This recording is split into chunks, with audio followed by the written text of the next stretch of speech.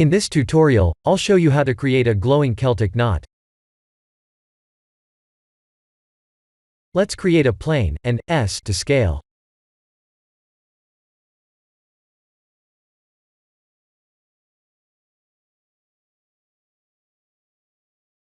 Select the main node, and press Ctrl, Shift, and T together to add the PBR texture images. I'll share a download link for the PBR images in the description below. To use the Ctrl, Shift, T feature, we need to activate an add-on called the Node Wrangler. Let's type H to hide for now. Time to import the Celtic knot SVG file. I'll share the download link in the description below. The SVG images are usually tiny when they get imported to Blender. Let's group select them and S to scale. We could center the image by using Shift S shortcut like this, but that will only work when the origin is centered to the image first.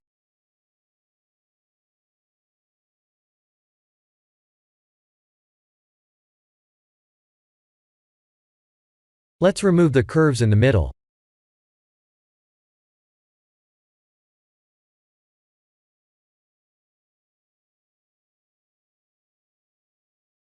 Select all the curves created by SVG, and press Ctrl, J to join them.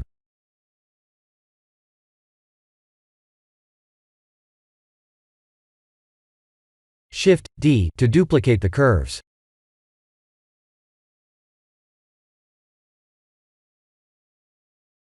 Select the first curve, and bevel it like this.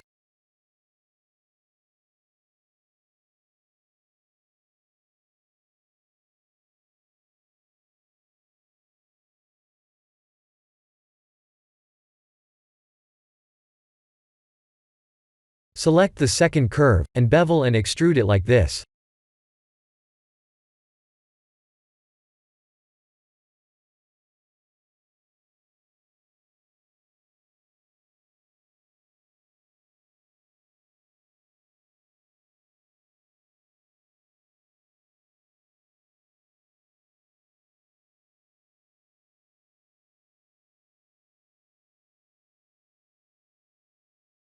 Now there are two objects.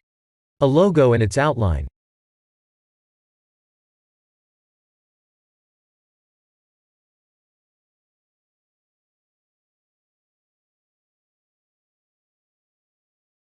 Let's unhide the ground plane, and start to work on the materials.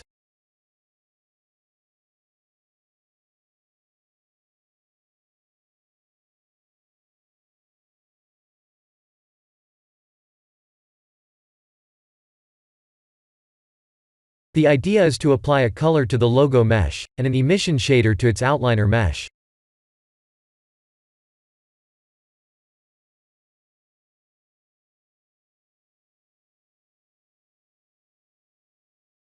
We could apply two sets of the emission shaders for both meshes, but then we'll only see the glow.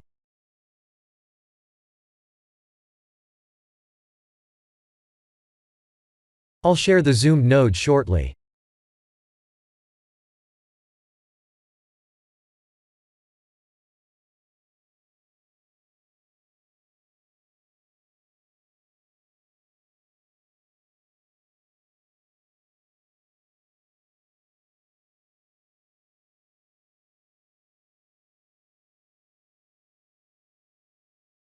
I'll use Eevee with Bloom for this render.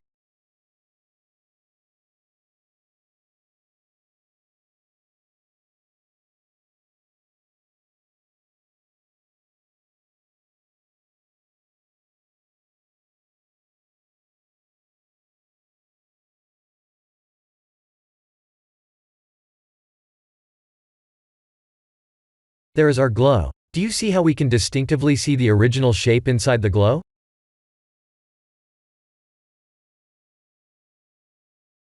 That's what we're learning today. We're making sure we can see the original shape clearly no matter how strong the glow is.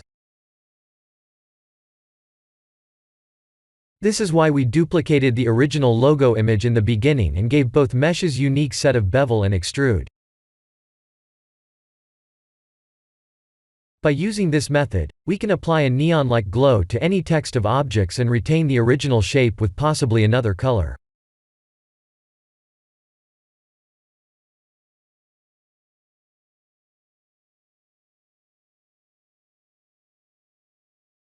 This is blue and green, but we can only see the blue when we zoom in. If we zoom out, we'll only see the glow.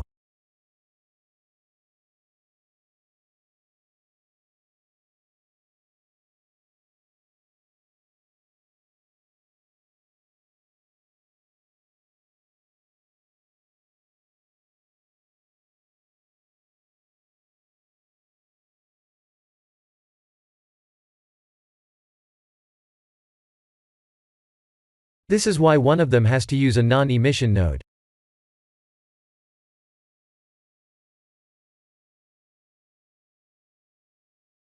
It's very important to have only one glowing mesh, otherwise we'll only see them glowing.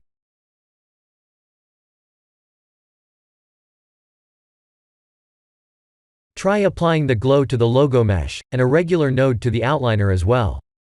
Please use a combination that gives the best result.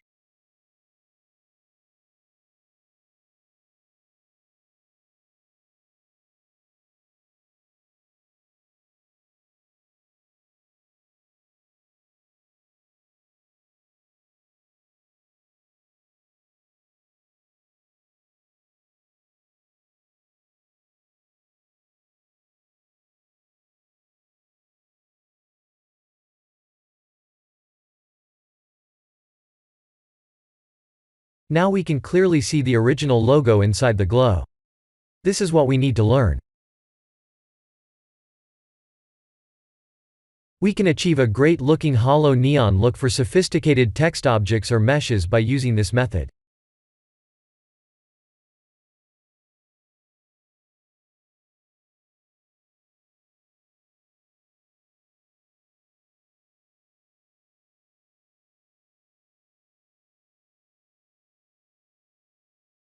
I'll show you the fully zoomed nodes.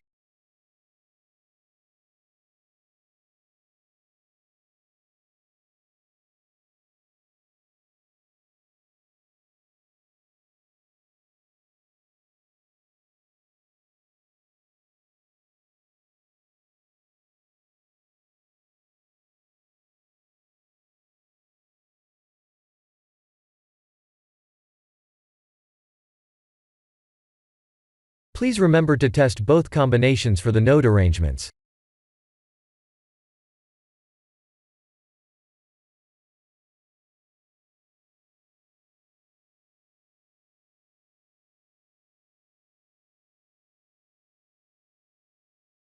Please watch a tutorial listed in the description to match my final render settings, as I'm using a cloned look dev HDRI setting.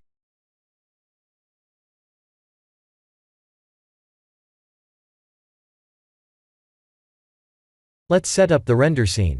By the way, I'll turn off use nodes under compositing before rendering.